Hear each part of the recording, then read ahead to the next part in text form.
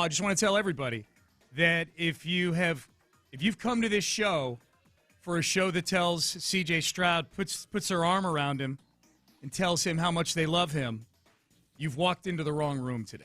I'm just going to tell you that right now. You have walked into the wrong room. The Texans squandered what I think objectively, Seth, was their best chance to get to a Super Bowl when you consider the defense they have, the rest of the playoff field, and the fact that the Denver Broncos are going to be starting a backup quarterback in the AFC title game.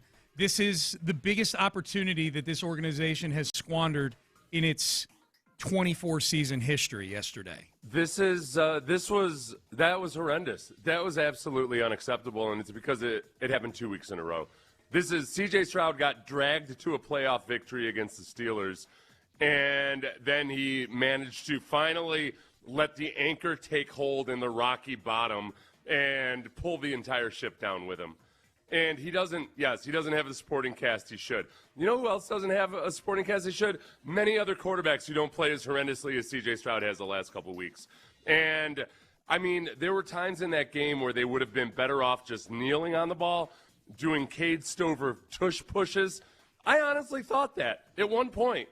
What's the downside to just having Cade Stover do a tush push every single play?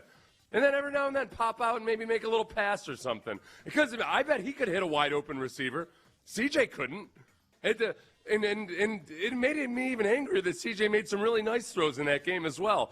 But then also just made some mind-bogglingly awful throws, and then he would sulk off to the sideline, and then he would sit with his I hate talking about body language, but my God, man, what the hell? Three people independently texted me yesterday, not Texans fans, asking me about the moping behavior of C.J. Stroud. That's a thing right moping. There. So these are almost like independent neurologists of moping. They're not somebody. The mopes, Sean. They're not Texans-employed mope evaluators. No. They're not Sports Radio 610 mope evaluators like we are. We've watched every mope all season long, so we're desensitized. We've grown accustomed to it. We've grown accustomed to it. There's two things we know in Houston. Yep. Moping quarterbacks and not having timeouts at the end of a half. Yeah, and humidity. The three things, and humidity. Yeah, not having timeout. Okay, and we'll get to D'Amico's not off the hook either. This was the decision to punt at the end of the game. We'll get to that. But the opportunity squandered. D'Amico Ryans, here's the thing, before we get to D'Amico Ryans, warning, we're going to probably be a little all over the place today. We're going to be all over the place with a hyper-focus on the opportunity the Texans blew yesterday and what happens now with C.J. Stroud. I can't believe this is where we are with the franchise quarterback, but the Texans' defense should be going to Denver this weekend. The defense should be going to Denver to play in the AFC title game. One perfect yesterday, but when you hold a team to 3 for 14 on third down, less than 250 yards, you force 3 turnovers, you should be going to the AFC title game, and they're not. They lost by 12. They lost by 12 in a game where their quarterback threw an awful pick six that you heard coming into the show, and where they turned it over 2 times in field goal range. I'll add it up. That's 13 points at a minimum, and you lost by 12. So here was D'Amico Ryans after the game yesterday. What's missing to get to new? I was told we were going to try to get to new heights this year. Yeah, we got to play better football. There's not any secrets. We got to protect the ball. We got to play better football when we get in this moment. For the past 3 years, we have not played well, haven't protected the ball well, and we have not executed well in this moment. So it's not a magical elixir that's going to happen to get past the divisional round. It's still football. And you got to go out and you got to execute football really well in these moments, and we have not done that. I hadn't thought about that. Yeah, look, Sean, I'm glad you brought up the Broncos. If all of a sudden they had a surprise rule change and you're allowed to make trades in the playoffs, and Sean Payton were to call up D'Amico Ryans, I wonder how that conversation would go. Like, yeah, boy. And D'Amico would tell Sean that he loves him and all that, and I don't know if they've ever even met. And what can I do for you? And Sean Payton might say, well, our defense hasn't been actually as consistent as I would like them to be. Could you offer me up some of your defensive players? And D'Amico would say, no. How about the quarterback? I hear you're going to start Jarrett Stidham this week. And Sean would hang Click. up the phone. Click. Yeah, I'll roll the dice with C.J. Stroud in altitude. Yeah. Yeah. Yeah. No, thank you. Yeah. Potentially bad weather conditions? No. To him, it would be a road environment because he's not familiar with it. It's just, what the hell, man? Dude. This is it's so unacceptable. It is so ridiculously unacceptable. I like C.J. Stroud. I think there's something broken and something wrong with C.J. Stroud, and I think a lot of it coincides with whatever his mindset has been since the concussion this year. His reluctance to run, including yesterday, even on that 8-yard run or whatever it was, 11-yard run, it looked like a grudging 11 yards. And dropping his eyes in the pocket, staring at the rush. But that pick six that's not even a rookie mistake. What on earth are you doing on that pick six? What on God's green earth are you doing just throwing the ball up in the air with a guy on your person? That defender was touching fabric as he's deciding to just hurl it up in the air. I mean, that was unforgivable. That is unexplainable. Well, that's irredeemable. I don't understand what the hell was going on in his head yesterday. That play, and there's a reason we bumped in with that. That to me was the game, because it was the second quarter. You're up 10-7. You just gone on a short drive to get the only touchdown of the game. Christian Kirk making a really nice catch next to the pylon there, and you get up 10-7, and the defense had started to figure some things out. You know, that the first touchdown drive, not good. You gave up, Derek Stingley gave up contain on the outside there to Ramondre Stevenson. That was bad. 4th and 1, they got Pop Douglas matched up on Kalen Bullock, who got a finger on the ball, but Douglas is able to catch it. No help. We know what happened on that touchdown. But the Texans started to look like the Texans again, and you were up 10-7. Defense gets you the ball back at your own 25, and the crowd is now out of the game. The crowd is settled in. The crowd is realizing, all right, these guys just punched back. And they've, Drake May looks messy. And so if I'm a New England fan, I'm pretty nervous at that point. And then that happens, the pick six, and the place is haywire the rest of the night. The rest is haywire. They had him. They smelled blood. Yep. And they could see that CJ was just a mess. It was he needs a sports psychologist or something this offseason. There's something that they've got to get right about him, because there's just it's either you fix it or you're not the guy, man. There's no way in hell. I mean, I've had so many people ask me, are the Texans still going to think about giving him an extension? If David Mulligetta calls and suggests that C.J. Stroud needs or deserves an extension based on what he's done in the last 2 years, hell no. Hell no. I will not live in Tuatunga Vailoaville. No. Tuatunga Vailoaville is not the place for me. I will not spend $250 million to purchase a house there. I looked at property in Tuatunga Vailoaville. I looked at property in Kylerville.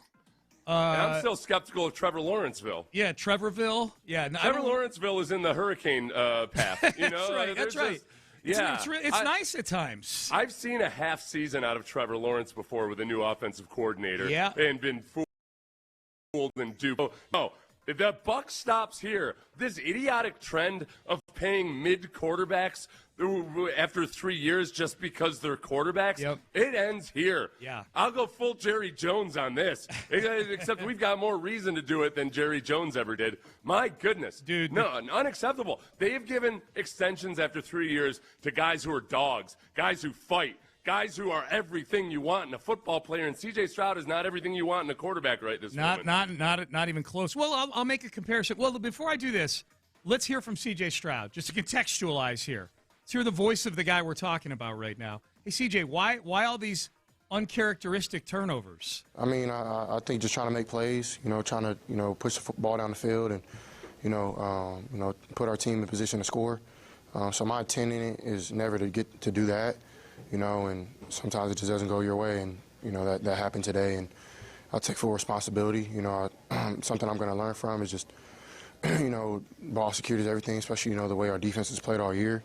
and it's something that I've done a pretty good job of, up to this point. So I'm going to continue to, get better in that area, and, I'm not happy with myself when it comes to that because, I'm giving, points and opportunities away from our team, and we have so many great players on our team, great, on offense, defense, special teams, and the way our defense played all year, I'm just very, I'm not happy with, with that. Okay, he was incorrect in one thing he said there in using the word today. In this playoffs, C.J. Stroud became the first Coral era to have 5 or more fumbles and 5 or more interceptions in a single playoffs. Yeah. And the other guys that did it, Terry Bradshaw and Roger Staubach, did it in years in which their teams went to the Super Bowl, so I presume it was in more than 2 games. Also in an era when quarterbacks would throw a 1-to-1 touchdown to interception ratio, and it was like, cool, Hall of Fame. The ball security is that much more important and valued now that it's not just yesterday, it's this entire playoff series. The two games in the playoffs. That's all you get this year, Texans fans. I know you're not accustomed to that. Yeah. This is CJ's offseason is going to be a huge topic. And the contract, which I'm in 100% lockstep with you on that, Seth. He should not get a contract. He shouldn't get a contract that's a market contract. Now, if they want to do something to, sort of smooth out the 4th and 5th year and do something like the Packers did with Jordan Love, kind of take care of him, but not to a $60 million level. Look, anything's on the table for me quarterback-wise, including moving on from C.J. Stroud if it's a solution that still keeps you in the playoff and Super Bowl conversation. I'm open to anything, really, right now and this morning. He turned the ball over 4 times in the first half. They probably should have flipped over to Davis Mills at halftime. We can talk about that. As long as we're talking about what the future looks like, I want to frame it. I thought about this driving in this morning because the Texans have been in this situation before as a team with Deshaun Watson. And Deshaun Watson, after his 3rd year, was the quarterback of a team that blew a 24-0 lead in this very same round of the playoffs. So he was part of a group that was culpable for one of the biggest playoff collapses in the history of the NFL postseason. It was bad. People were celebrating when Deshaun Watson got his contract several months later. We were waiting for it. We wanted it. Deshaun was the guy. Even after being the quarterback of a team that lost at home to the Colts the year before in the postseason, didn't even get to the divisional round, and then in the only divisional round game he played, they blew a 24-0 lead. Texan fans wanted Deshaun Watson to be the guy here long term. CJ's been to the divisional round 3 times, and people are ready to drive him to the airport right now after yesterday. Well, because he was doing a great job this year of playing like a Trent Dilfer or something, just managing the game and doing what you need to do to win while you've got one of the best defenses in the league on the other side of the ball. Deshaun didn't have that. He had good defenses at times, but nothing like he had this year. Yeah. What does CJ look like on a team where they only have a mediocre defense on the other side of them? Is that the quarterback that's leading you and driving you to a championship? No. This is what's going to happen in the offseason. Texans are going to look at themselves organizationally. They're going to think about the positives and everything that C.J. Stroud can bring, and they're going to say, hey, you know what maybe we could have done last year? Maybe we could have bolstered the offensive line a little bit more aggressively.